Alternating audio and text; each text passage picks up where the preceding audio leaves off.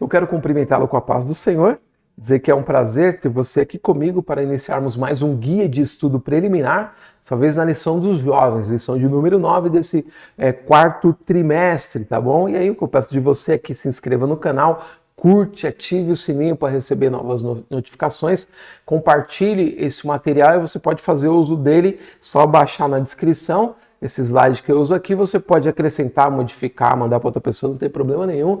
É gratuito para você utilizar como quiser, tá? Então, como eu disse, lição de número 9, essa importante lição, o retorno triunfal de Cristo, nessa revista que fala sobre Jesus Cristo voltará, a esperança da igreja que precisa estar viva em todo o tempo, porque certamente como tudo se cumpriu na palavra do Senhor, até aqui isso também se cumprirá. Esse é o slide que eu considero mais importante, porque ele traz a espinha dorsal da lição, tá? Eu coloco tudo num único plano. Para quê? Para que você veja cada item de uma vez só e assim tenha uma assimilação do conteúdo em menor tempo, sabendo o ponto de partida do comentarista e até onde ele vai desenvolver o seu pensamento. Então você pausa aqui, lê tópicos e subtópicos, depois a introdução e aí você continua, tá?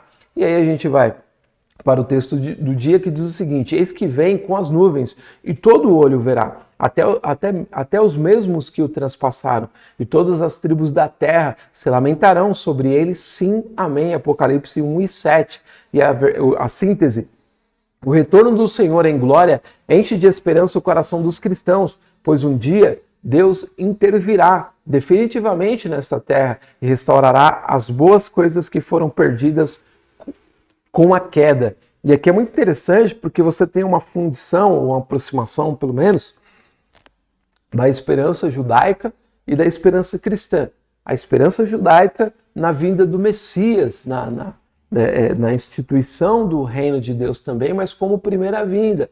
E para nós o retorno do Cristo, que já veio, o Messias prometido, que sofreu, como está registrado em Isaías 53, ao nosso favor, levando sobre si os nossos pecados, cumprindo algo que na mente dos judeus não estava muito clara na esperança judaica da vinda tanto do profeta escatológico, aquele que prepara o caminho de Deus, que é identificado no Novo Testamento como João Batista, aquele que prepara o caminho de Yahvé.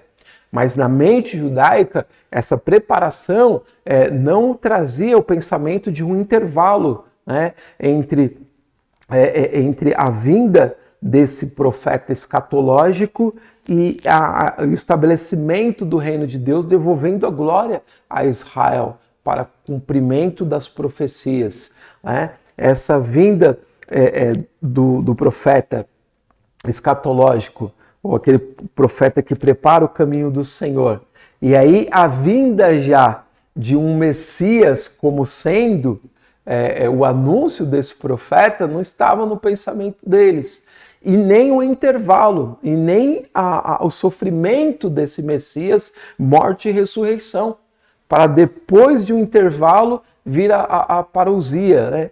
Então, essa esperança, ela tem a sua aproximação, porque a deles é a esperança do Messias que vem, e a nossa é a esperança do Messias que volta. Mas no final, tudo vai se esclarecer e Deus vai salvar o seu povo Israel, e junto com a igreja nós poderemos, eles e nós, estarmos nesse reino de Deus que, diz a Escritura, será por toda a eternidade, o reino de Cristo. Glória a Deus. E aí o texto bíblico, Apocalipse 19, do 11 ao 16. Tópico 1, o que é o retorno triunfal de Cristo? Ponto 1, a última etapa da volta de Jesus. Trecho selecionado. O apóstolo Paulo afirmou que a igreja está aguardando a bem-aventurada esperança e o aparecimento da glória do grande Deus e nosso Senhor Jesus Cristo. É o que a gente acabou de falar. E o ponto 2, a volta gloriosa do Senhor. A Bíblia faz questão de frisar que Jesus virá com poder e grande glória, tá? Que significa esplendor, brilho, todo olho verá. Então vai ser potentoso esse retorno do Senhor para salvar o seu povo Israel, para julgar as nações, para estabelecer o seu reino. E aí 3, a volta triunfal com a igreja.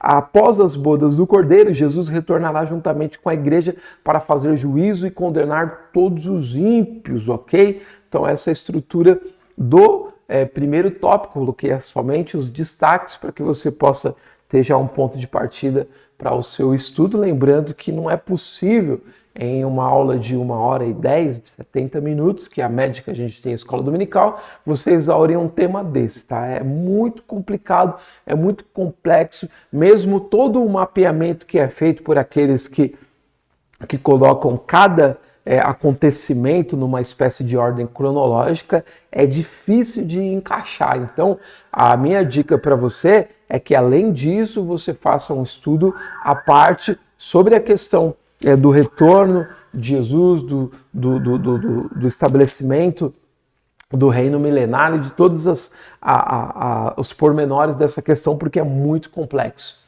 E aí a gente tem para salvar Israel. Israel será salvo e o remanescente judeu arrependido reconhecerá Jesus como seu Messias e se converterá. Lembrando que nos nossos dias, hoje, exatamente hoje, quando eu falo com você, existem aproximadamente 120 congregações judaico-messiânicas lá em Israel, ou seja, formada por judeus que reconhecem Yeshua, a Jesus, como o Messias prometido. Então, não é a questão de só os judeus como um todo não reconhecem a Jesus como Messias, não. Uma parte reconhece e a outra vai passar a reconhecer, tá aqui as referências bíblicas. 2, para destruir os inimigos, trecho selecionado, a guerra do Armagedon será intentada pela trindade satânica e as nações que seguiram o anticristo. Contudo, Cristo os vencerá pela espada que sai da sua boca. Apocalipse 16:16, muito profundo esse trecho também. E 3, para se cumprirem as profecias, conforme o próprio Jesus disse desde o início de seu ministério terreno, até que o céu e a terra passem, nem um jota, nem um tio se omitirá da lei, sem que tudo seja cumprido. Mateus 5:18. Deus é fiel e as suas palavras vão se cumprir no tempo certo. E qual que é o referencial para a gente? Aquilo que foi prometido no Tanakh, aquilo que foi prometido na Torá, que está presente nos profetas e até mesmo nos escritos, se cumpriu, e muitas coisas ainda vão se cumprir daquilo. Então essa é a prova de que aquilo que o Senhor prometeu para os nossos dias também há de se cumprir. Terceiro tópico, uma plena intervenção divina. Ponto 1, destino da trindade satânica. Está escrito acerca do homem do pecado, o filho da perdição, o anticristo. O Senhor desfará pelo sopro da sua boca e aniquilará pelo esplendor da sua vinda, como a gente já falou anteriormente. O julgamento das nações. Após as catástrofes da grande tribulação e da elevada mortandade da guerra do Armagedon, as nações sobreviventes serão julgadas pelo Senhor. É necessário reforçar que aqui o julgamento será de nações e não de indivíduos. Por isso que é complexo esse tema, como eu disse anteriormente para vocês. Por quê? Porque pelo entendimento geral desse assunto, parece nos dar a entender que nações de não crentes, tá? De pessoas não convertidas, mas que apoiaram Israel, terão direito de acessar o milênio. Então a gente não consegue conceber isso muito bem, e a relação nossa com essas pessoas, por exemplo, a igreja com o corpo glorificado, a igreja já transformada, como que ela atua com essas pessoas que ainda vivem num tabernáculo carnal, como é a administração desse grupo de nações, né, que levará a sua glória para Israel. Então, são pormenores que a gente não tem condição de afirmar. E o que há em relação a isso são muitas especulações que alguns transformam em verdades.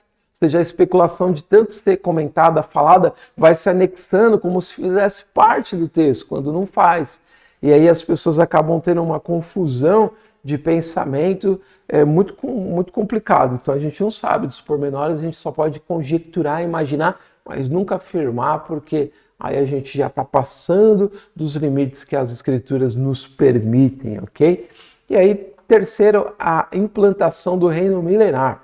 Em Mateus 25:34, Jesus não falava das mansões celestiais, mas do reino do céu que se iniciaria sobre a terra, o milênio. Na ocasião, em Cristo serão congregados todas as coisas, tanto as que estão nos céus como as que estão na terra. Como diz o hino do número 3 da harpa cristã, nesse tempo céu e terra, onde será a mesma grei entoando aleluias ao meu rei. Esse é um outro ponto de muita confusão no nosso meio. Por quê? Porque muitas pessoas foram ensinadas que vão para o céu e lá vão ficar.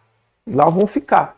Então isso é uma outra coisa que acabou se desenvolvendo no senso comum cristão, de que a pessoa vai e não volta mais. Mas o reino acontece aqui. Como a Jerusalém celestial e a Jerusalém física, elas se unem, a gente não sabe exatamente. Alguns autores dizem que a Jerusalém celestial desce e fica sobre a Jerusalém terrestre, e que é onde Jesus ele governará o mundo inteiro. Então a gente não sabe. Sabe que a gente vai voltar para governar aqui. E muitos textos do Velho Testamento, de Zacarias, por exemplo, falam sobre esse reino sendo um reino para sempre.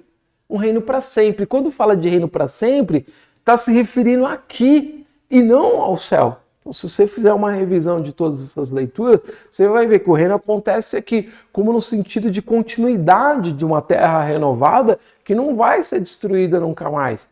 Então muitas pessoas falam, peraí, você está falando alguma bobagem.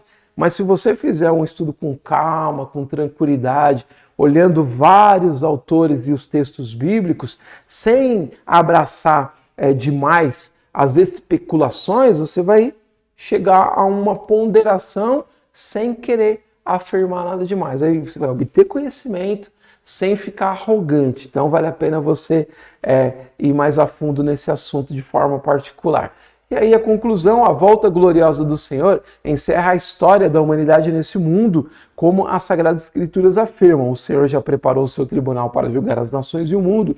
Jesus julgará os povos com retidão e todos os ímpios serão lançados no inferno. Porém, como o filho pródigo que estava perdido, Israel achado e plenamente restaurado. Israel será achado e plenamente restaurado. Então tá aí a minha contribuição para você começar a desenvolver o seu pensamento sobre a lição. Espero ter auxiliado você de alguma forma e desejo uma excelente aula para você, um excelente desenvolvimento desse assunto que é muito profundo, mas que demanda muito estudo e muita tranquilidade para não ir abraçando afobadamente o que as pessoas dizem. Não tem certeza? É só não divulgar. Seu nome não sai do livro da vida pelo fato de você abraçar ou não um sistema doutrinário a respeito de um escrito bíblico que no próprio escrito você não tem a clareza que você precisaria para afirmar algo, tá bom? Então, ter tranquilidade, tá? Deus abençoe você. Excelente aula. Se Deus quiser, nós nos veremos na semana que vem. Até lá.